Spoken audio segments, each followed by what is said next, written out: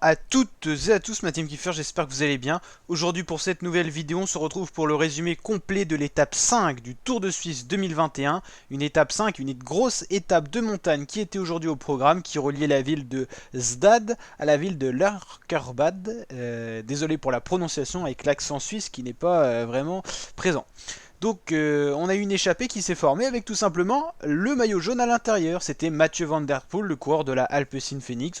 On retrouvait une échappée bien fournie avec une avance qui n'a jamais été très intense par rapport au peloton, tout simplement parce que c'était bien géré par les équipes de favoris, que ce soit par les Ineos, par les Jumbo. Tout a été toujours bien calculé.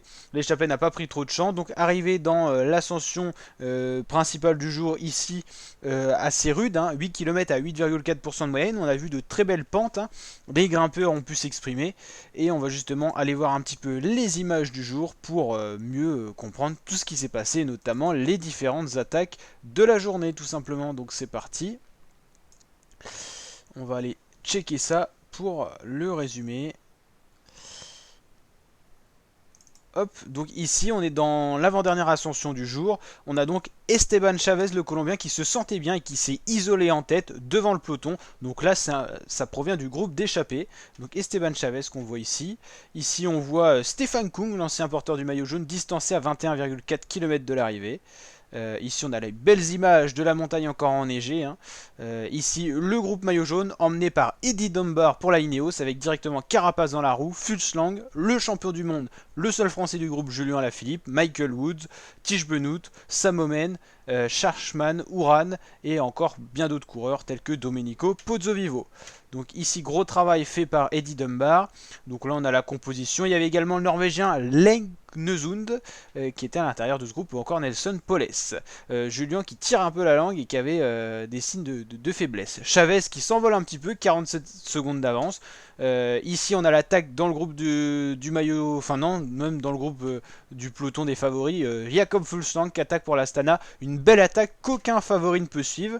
Ici derrière on voit Michael Woods qui tente de revenir mais finalement Fuglsang insiste encore et bascule en poursuivant derrière Esteban Chavez dans la descente après cette ascension de 8 km à 8% de moyenne. Ici le groupe débattu, ici Jakob Fuglsang et le peloton maillot jaune qui se regroupe un petit peu. Ici on voit le classement, c'est Michael Woods et pas Guillaume Boivin ici. Ici c'est Esteban Chavez qui fait une sortie de route, qui repart. Donc vous comprenez bien que Fuglsang qui est en poursuivant va revenir petit à petit sur lui. Chavez qui l'attend même, il avait fait beaucoup d'efforts, il s'est dit bon je vais me caler dans sa roue, je vais descendre peut-être un peu mieux.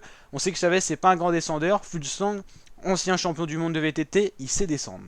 Ici on a le groupe des favoris avec Pozzovivo qui s'alimente, Alaphilippe à sa voiture qui prend un bidon et qui va prendre une pénalité parce qu'il n'avait plus le droit de prendre de bidon dans les 10 derniers kilomètres. C'est la spécialité de Alaphilippe hein, au niveau du règlement. C'est pareil pour Eddie Dunbar, surveillé par les commissaires ici qui prendra une pénalité.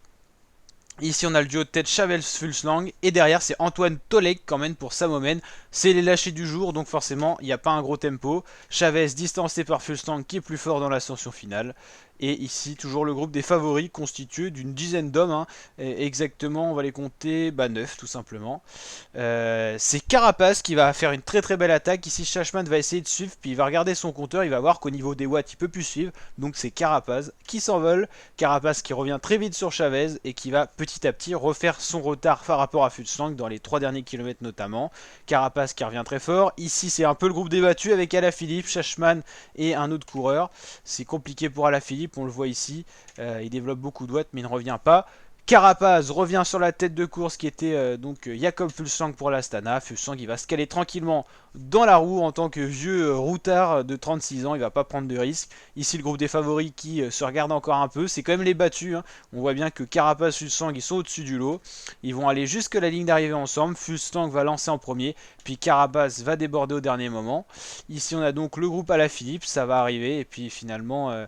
39 secondes de débours pour ces coureurs. Ici on voit les autres coureurs qui arrivent derrière. On va revoir un petit peu, donc ça c'est Alaphilippe qui félicite Carapaz, mais on va revoir le sprint final où Carapaz aux 50 mètres va déboucher Fuglsang et il va pas lui prendre grand chose sur la ligne et va s'imposer Le classement de l'étape du jour, Carapaz, Fuglsang finissent dans le même temps et vont prendre la tête du général, avec Carapaz qui fait coup double, étape et maillot jaune.